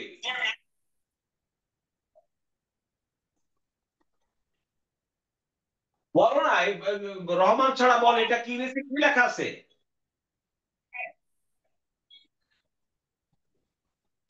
কি তোমরা কথা পার্সপেক্টিভ শুনতে প্ল্যান। পাচ্ছ নাকি? হ্যাঁ শোনা যায় স্যার? হ্যাঁ বলো, কি লেখা আছে ইংরেজি? Perspective plan. Perspective plan. Bangla কি লেখা আছে? একটু প্রেক্ষিত পরিকল্পনা। পরিকল্পনা। তাহলে পার্সপেক্টিভের বাংলা প্রেক্ষিত পরিকল্পনা, প্রেক্ষিত পরিকল্পনা ইংরেজি পার্সপেক্টিভ প্ল্যান না? Perspective plan. আমি তোমাদের এই কথাটা মুখস্থ করাতে চেয়েছি। তোমরা মনে রাখবে, এখন আমি বোঝা দিচ্ছি এই প্রেক্ষিত শব্দটাকে আমি একটু অন্যভাবে নিয়ে আসি। সেটা হলো পরিপ্রেক্ষিতে।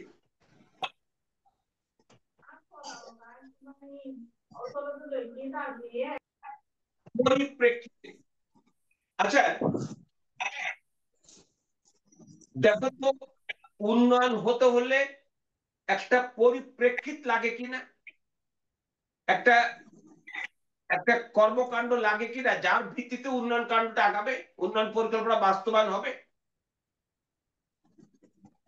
লাগে স্যার। কিসের পরিপ্রেক্ষিতে দেশের মানুষের দারিদ্র্য কমবে, কিসের পরিপ্রেক্ষিতে শিক্ষার বিকাশ ঘটবে, কিসের পরিপ্রেক্ষিতে মানুষের জীবনের গড় আয়ু বাড়বে, কিসের পরিপ্রেক্ষিতে আমার অর্থনীতির জিডিপি বাড়বে। কথা বুঝেছ? সবকিছু একটা পরিপ্রেক্ষিত আছে। জি স্যার। পরিপ্রেক্ষিত শব্দটা বুঝেছো? ব্যাকগ্রাউন্ড, তাই তো? তোমাদের বাড়ি কোথায়, কার কার বাড়ি কোথায় বলো তো?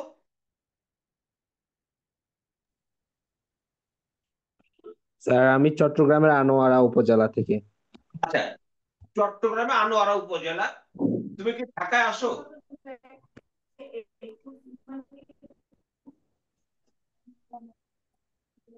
আসো না মাঝে মাঝে ঢাকায়? জি স্যার। ঢাকায় আসো। চট্টগ্রাম থেকে ওই যে ফেনীর একজন আছো, কে? কামাল স্যার। কামাল, তুমি ঢাকায় আসো না মাঝে মাঝে? জি স্যার, আসি পরীক্ষা দেওয়ার জন্য। আচ্ছা, ঢাকা আসার সময় তোমরা প্রথম গোমতী সেতু পার হও, মেঘনা সেতু পার হও, চাঁদপুর কি বলে, আরে এই যে ড্যামরা এখানে কি তো কি সেতু,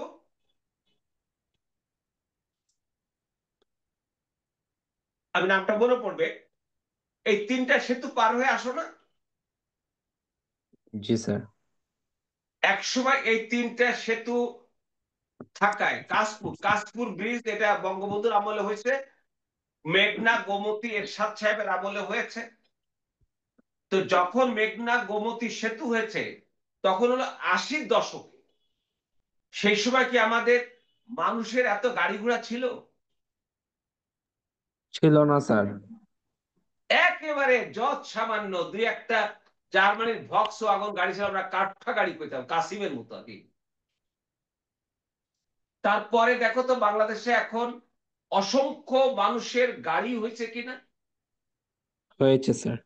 এর একটা অন্যতম বিষয় হলো সুকোমল বসু, যিনি একদিন বিশ্ব ব্যাংকের অর্থনৈতিক মানে প্রধান ছিলেন, তিনি গত বোধহয় 17 কি 18 সালে বাংলাদেশে এসেছিলেন। তো উনি বলছেন যে আমি যখন 85 কি 86 সালে ঢাকায় এসেছি, তখন সারা ঢাকায় আমি রিক্সায় ঘুরে বেরিয়েছি। সে যে কি নির্মল হাওয়া রাতের বেলায়। আমি ইচ্ছাকৃতভাবে রাতের বেলায় রিক্সা করে সারা ঢাকায় ঘুরেছি, কোনো জায়গায় রিক্সা যাতায়াতের বাধাগ্রস্ত হয়নি, পুলিশ নিষেধ করে। এখন ঢাকার অনেক সড়কে রিক্সা যেতে পারে না, এত গাড়ি হয়েছে। এর অর্থ হচ্ছে দেশের অর্থনীতি এখন অনেক হয়েছে, অনেক বেড়েছে। কিন্তু এত গাড়ি হয়েছে, সেই গাড়ির যানজট এখন অর্থনীতিকে আবার ক্ষতিগ্রস্ত করছে। কথা কি বুঝতে পারছো? জি স্যার, জি স্যার, বুঝতে পারছি। এইটা সেই অর্থনীতিবিদ বলছেন, ভারতের একজন ভদ্রলোক। তো যাও, যেটা বলছিলাম, এখন আমি, আমার শ্বশুর বাড়ি হচ্ছে কুমিল্লায়, ওখানে যাইতাম আগে, এখনো যাই মাঝে, খুব কম যাওয়া হয়। তো লাস্টে যখন গিয়েছি, আমার সম্বন্ধী মারা গেলে, তখন সেতু, ওই যে পাশাপাশি আরো 3টা সেতু হয়েছে না, জি স্যার। এই 3টা সেতু হওয়ার ফলে দেখো তো, চট্টগ্রামে যাওয়া আসা আগের তুলনায় অনেক সময় কম লাগে কিনা। লাগে স্যার, অনেক কম লাগে। কুমিল্লায়, নোয়াখালী যেদিকে যাও সময় কম লাগে না। জি স্যার। তাহলে কিসের পরিপ্রেক্ষিতে আমার পূর্ববঙ্গের সাথে যোগাযোগ ব্যবস্থা সহজ হলো? ওই 3টা ব্রিজের কারণে না? জি স্যার, সেতুর কারণে। ওই 3টা ব্রিজের তো পরিপ্রেক্ষিত হবে কিনা? অবশ্যই স্যার, পরিপ্রেক্ষিত হবে। দক্ষিণবঙ্গে কেউ আছে? দক্ষিণবঙ্গে, ইয়েস স্যার। দক্ষিণবঙ্গের কেউ আছে ক্লাসে?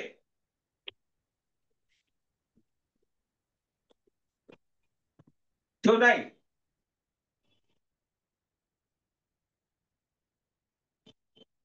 কেউ নাই, তাই না? আমি আছি, আমি নড়াইল বাড়ি। এমন দিন গেছে যে আমার বাবা মারা যাওয়ার পর 1988 সালে ঢাকা থেকে সন্ধ্যার সময় রওনা দিয়েছিলাম। পরের দিন 2:30টার সময় বাবাকে যখন সমাহিত করতে নেওয়া হয়, তখন আমরা বাড়ি দেখেছিলাম। তার মানেটা হলো আহ প্রায় কত ঘন্টা লেগে গেল। এখন আমার নড়াইল যেতে লাগে 2 ঘন্টা। আমি এখানে প্রায় প্রায় যাই, আমার গ্রামের বা আমার দেশের বাড়ি যাই, দেশে যাই, আমার আত্মীয় স্বজনের সাথে দেখা করি। এমনি বেড়াতে যাই, অনেক সময় এমনি চলে যাই, আমি একটু আউটিং চলে যাই। কারণ আমি তো আর আন্টিকে সারাক্ষণ দেখতে হয়। সারাক্ষণ এই বাসায় আমি সাধারণত বাইরে যাওয়া খুব কম আমার ভাগ্যে জোটে। বাসায় আমার লেখাপড়া, সকালে একটা ছেলে আসে টাইপিস্ট, ইসমাইল, ও আবার 1টা 1.5টা বই থাকে। তারপরে এই সময় আমি তো আধা ঘন্টা অন্তর অন্তর ওকে দেখতে, যদি ওর জন্য টায়ার রাখা আছে, পার্মানেন্ট টায়ার রাখা আছে, তারপর আমাকে যেতে হয়, যাই। কারণ আমি, আমাকে দেখলে তার ভাল লাগে, বা আমি গেলে হয়তো কথা বলি, গল্প টল্প করি। একটা অসুস্থ মানুষের সাথে যা করতে হয়, যা হোক, এটা আমার একটা ব্যক্তিগত বিষয় তোমাদের সাথে শেয়ার করলাম। তো সেটা হলো, আহ ওই সময় অনেক সময় মনে হয় যে অনেকদিন তো ঘরের ভিতরে আসি, একটু যাই না, ঘুরে টুরে আসি। তখন তোর আন্টি বলি যে আমি তাহলে আগামী শুক্রবারে বা বন্ধুদের একটু নড়াইল থেকে ঘুরে আসি, বা খুলনার থেকে একটু ঘুরে আসি। তো বলে ঠিক আছে, যাও। তো নড়াইল যেতে আমার লাগে 2 ঘন্টা। তাহলে দেখো তো, পদ্মা সেতু যদি না হতো, আমার মধুমতি নদীতে মধুমতি সেতু যদি না হতো, তাহলে কি আমি 2 ঘন্টায় যেতে পারতাম? কখনো না স্যার, তো কখনোই না। কোন পরিপ্রেক্ষিতে আমার যোগাযোগ, আমার যাওয়াটা সহজ হয়ে গেল? সেতুর পরিপ্রেক্ষিত স্যার, সেতুর পদ্মা পরিপ্রেক্ষিত। সেতু এবং মধুমতি সেতু, এইটা হচ্ছে প্রেক্ষিত পরিকল্পনা। গত সরকার সিদ্ধান্ত নিয়েছে যে ঢাকা শহরে যে 1956 সালে মহাপরিকল্পনা, সেই মহাপরিকল্পনায় ঢাকা শহরের রাস্তা কি 2 দিক দিয়ে বাড়ানো সম্ভব?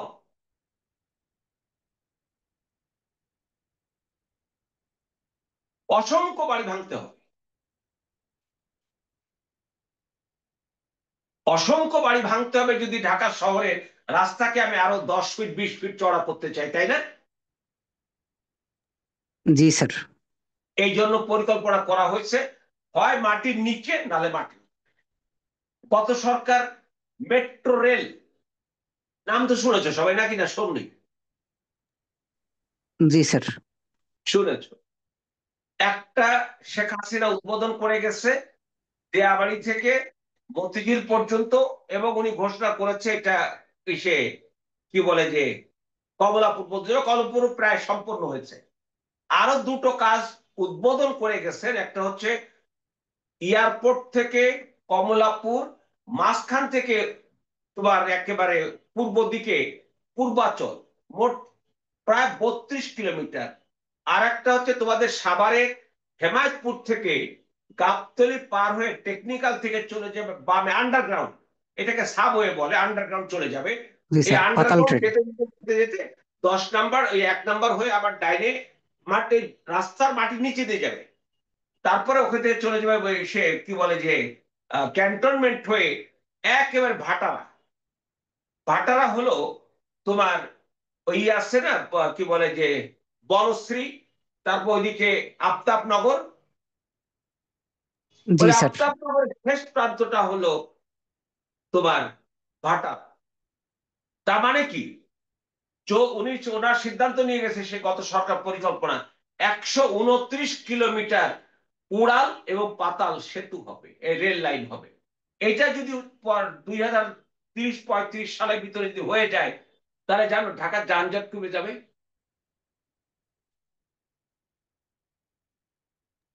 জানো? জি স্যার। আর স্যার এই যানজট বিশ্বব্যাংক হিসেবে যানজট প্রতিদিন কমার আমাদের বিষয়টা স্যার জনসংখ্যা বৃদ্ধি, জিডিপিতে ক্ষতি পরিবহন হয়। এবং পুরো বাংলাদেশের অর্থনীতি কত পার্সেন্ট ঢাকায় জানো? 38% থেকে 40% সম্পন্ন হয় ঢাকায়। সেই ঢাকা যদি যানজট মুক্ত না হয়, তাহলে কি দেশের উন্নয়নটা এগোবে না স্থবির হয়ে থাকবে? স্থবির হবে। তাহলে ওই মেট্রো স্থবির হয়ে রেলটা, থাকে। মেট্রো রেলের পরিপ্রেক্ষিতে যানজট নিরসন হবে। আর যানজট যদি নিরসন হয়, দেশের অর্থনীতি বেগবান হবে। এইবার বুঝেছো পরিপ্রেক্ষিত শব্দটা বোঝা যায়? কতগুলো কথা বললাম। জি স্যার। উত্তরবঙ্গে তোমাদের কারো বাড়ি আছে উত্তরবঙ্গে?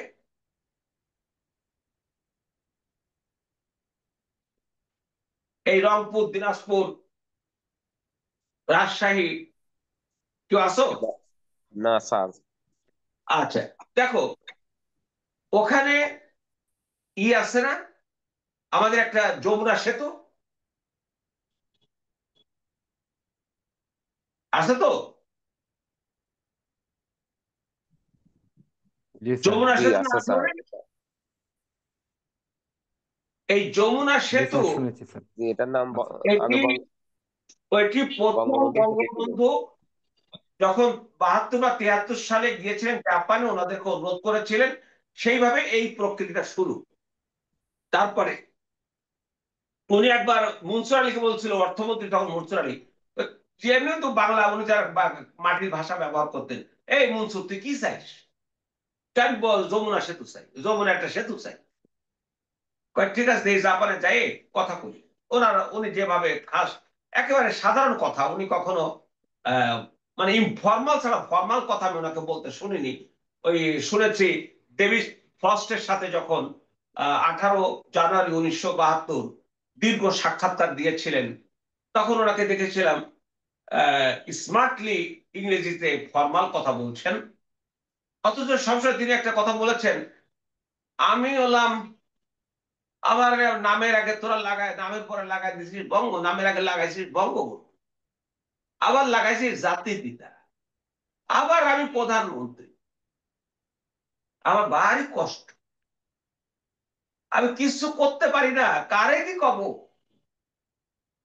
তার বলতেছে, যদি আমি প্রধানমন্ত্রী না হইতাম, যদি জাতির পিতা না হইতাম, বঙ্গবন্ধু না হইতাম, তাহলে আমি শেখ মুজিব লাল ঘোলা চাড়াই দিতাম। ঠেকাবার কারো ক্ষমতা ছিল না। তা উনি মনে করেছেন আমি জাতির পিতা হইতে আটকে গেছি, আমি প্রধানমন্ত্রী হয়ে আটকে গেছি, আমি বঙ্গবন্ধু হয়ে আটকে গেছি, সবাই আমার। সব মানুষে ভালোবাসলে যে কি পরিণতি হয় সেটা উনি বুঝেছেন তো। সারা জাতি কোথায় গেছে? ওনাকে নির্মম ভাবে হত্যা করা হয়েছে। কারা হত্যা করেছে এটা আমরা না জানার কিছুই নেই। কেন আগস্ট মাসে হত্যা করা হলো এটাও না জানার কিছু নেই। কেন 15 তারিখে হত্যা করা হলো এটাও না জানার কিছু নেই। আমরা তো এই বিষয়গুলো কখনো শুনেছো তোমরা? শুনেছো? আমি যে প্রশ্নগুলো করলাম এই প্রশ্নগুলোর উত্তর দরকার নেই, প্রশ্নগুলি কখনো শুনেছো? জি স্যার। আর কি বলবে?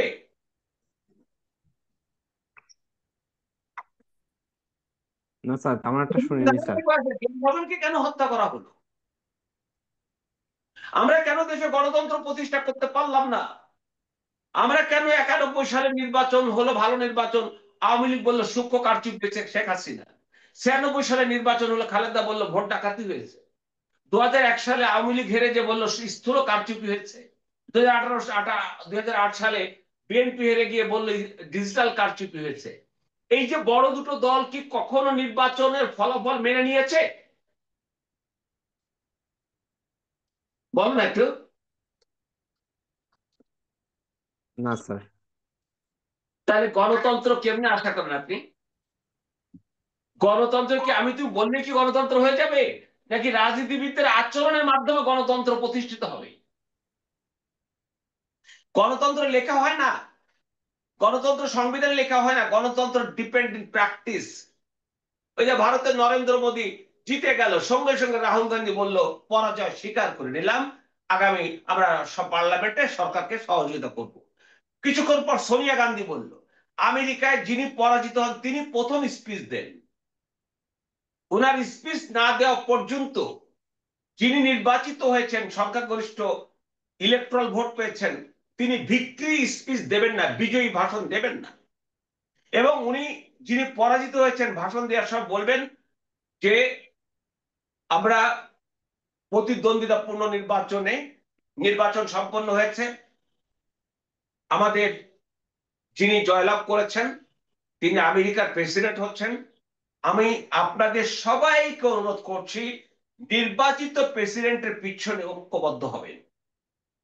এরপরেই আসে হলো রাষ্ট্রপতি যিনি নির্বাচিত হয়েছেন, উনি যেখানে হ্যালো শিকাগো, আমি এর কথা শুনেছিলাম বারাক ওবামার কথা, বিশাল অডিটোরিয়ামে হ্যালো শিকাগো বলে তিনি তার পুরো ভাষণে 7 বার তার প্রতিদ্বন্দ্বীর নাম উল্লেখ করেছিলেন, মহান বলেছিলেন তাকে। এভাবে দেখো তো গণতন্ত্রের চর্চাটা শক্তিশালী হয় কিনা। আমেরিকার নির্বাচন কমিশন নাই, এই যে বাংলাদেশে এনসিপি নির্বাচন কমিশনে যায় বলে আমারে কেন সাপলা দেবেন না, আপনি অবৈধ, আপনি আপনি আপনি বিএনপি, আপনি ওই আওয়ামী লীগের মতো কাজ করতেছেন, এইগুলো করতেছে। অথচ আমেরিকা কিন্তু নির্বাচন কমিশনই নাই। ভারতে নির্বাচন কি সবাই গ্রহণ করে না? করে স্যার। তাহলে বাংলাদেশে যদি গ্রহণ না করে কিভাবে আমরা গণতান্ত্রিক হবো, ওই যে কথাটা মনে রেখো। তবে যাও এই পরিপ্রেক্ষিতে অর্থাৎ গণতন্ত্র প্রতিষ্ঠিত হতে হলে তার একটা পরিপ্রেক্ষিত লাগবে। তার মানে বুঝতো পরিপ্রেক্ষিত কি মহান একটা বিষয়, এটি হচ্ছে সেই বিষয়টি। তো যাক এরপরে আমরা দারিদ্র নিয়ে লিখবো, আমাদের গার্মেন্টস নিয়ে লিখবো, অনেক আছে আর কি, আমরা একটা একটা করে আগাবো, আশা করি তোমাদের ভালো লাগবে। এরপরে 5 নম্বর হচ্ছে বাংলাদেশের পরিবেশ, এনভায়রনমেন্ট, তাই না? বুঝেছো? 6 নম্বর আছে বাংলাদেশের ন্যাচারাল রিসোর্সেস, প্রাকৃতিক সম্পদ। 7 নম্বরে আছে বাংলাদেশ কনস্টিটিউশন। এই কনস্টিটিউশনে আমার ধারণা যে আগামীতে নির্বাচনের পর কি হয়, কারণ পার্লামেন্ট ছাড়া তো আর জুলাই সনদ বাস্তবায়ন করার কোনো সুযোগ নেই। জুলাই সনদ দিয়েছে, এটা এটা নিয়ে অনেক কথা আছে, অনেক কিছু বলার আছে। তো এই জুলাই সনদ, সেখানে সংবিধানের বিষয় বলা আছে। আমি এখানে শুধু সংবিধানের বিষয়টা বলবো, জুলাই সনদ পড়াতে হবে তোদের রচনায়, যদি সেই সময় লাগে সেই সব পড়াতে হবে, তখন সেটা নিয়ে কথা বলবো। এখন আমি শুধু বলছি জুলাই সনদে বাংলাদেশের সংবিধানের বিদ্যমান যে 4টি মূলনীতি আছে এটা বাদ দেওয়ার কথা বলেছে, এর পরিবর্তে 5টি মূলনীতির কথা বলেছে, এগুলো সব আমি তোমাদেরকে বুঝাবো। অর্থাৎ আমরা ট্রেডিশনালি এতদিন সংবিধান নিয়ে যা যা পড়েছি তার চেয়ে একটু ব্যতিক্রম ধর্মী তোমাদের সাথে পড়তে হবে। এরপর হলো আমাদের organ of the government. Organ of the government মানে আমাদের নির্বাহী বিভাগ, বিচার বিভাগ, আইন বিভাগ, এই তিনটার সম্পর্কে আমাদের পড়তে হবে। এখানে সব লেখা আছে, নোটেও সব দেওয়া আছে, প্রশ্ন দেওয়া আছে। এরপরে আসো লোকাল গভর্নমেন্ট, ওখানে ওর ভিতরে স্থানীয় সরকার। লোকাল গভর্নমেন্ট নাম শুনেছ না? ওই ইউনিয়ন পরিষদ, উপজেলা পরিষদ, পৌরসভা, সিটি কর্পোরেশন, এগুলো শুনছো না? জি স্যার। এইগুলো কথাবার্তা লিখতে হবে। জি স্যার। তারপর হচ্ছে ফরেন পলিসি। ফরেন পলিসি মানে কি? পররাষ্ট্রনীতি।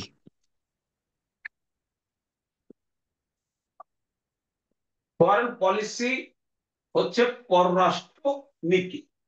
এন্ড এক্সটার্নাল রিলেশন এটা কি? বহি সম্পর্ক। এইখানে তুমি পড়বে হলো বাংলাদেশের সাথে, যেমন ইন্ডিয়ার সম্পর্ক, বাংলাদেশের সাথে ইউএস এর সম্পর্ক, বাংলাদেশের সাথে রাশিয়ার সম্পর্ক, জাপানের সম্পর্ক, এটা হচ্ছে এক্সটার্নাল রিলেশন। আর কূটনীতি আমাদের যত দেশে আমাদের ডিপ্লোমেসি আছে, ডিপ্লোম্যাটিক অফিস আছে, সেটা হচ্ছে কূটনীতির বিষয়। আর ইসে হলো একটা দেশের সাথে আরেকটা দেশের এক্সটার্নাল রিলেশন। তারপর দেখো সিলেবাসের 10 পলিটিক্যাল পার্টিস, রাজনৈতিক দল, এটা পড়বে সব। 11তে ইলেকশন ইন বাংলাদেশ, এটা খুব গুরুত্বপূর্ণ। 12 নম্বর আছে দেখো কন্টেম্পোরারি কমিউনিকেশন, এটা আইসিটি, রোল অফ মিডিয়া, তারপরে ইনফরমেশন পাওয়ার অধিকার। এরপর নন গভর্নমেন্ট ইনস্টিটিউশন, অর্থাৎ রোল অফ সিভিল সোসাইটি, তারপরে ইন্টারেস্ট গ্রুপ বা এনজিও অফ বাংলাদেশ, এখান থেকে একটু জানবো আমরা। তারপরে গ্লোবালাইজেশন অফ বাংলাদেশ, অর্থাৎ বিশ্বায়ন এবং বাংলাদেশ, এটা নিয়ে আলোচনা করব। তারপর যে gender issue and development in Bangladesh, অর্থাৎ জেন্ডার ইস্যু মানে কি?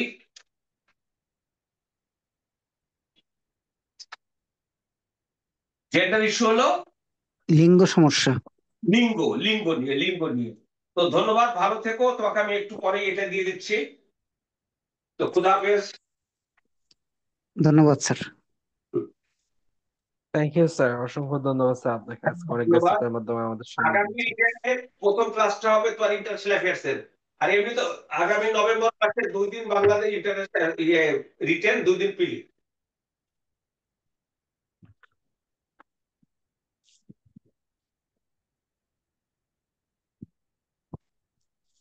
শোভিক, শোভিক হয়ে গেছে তো?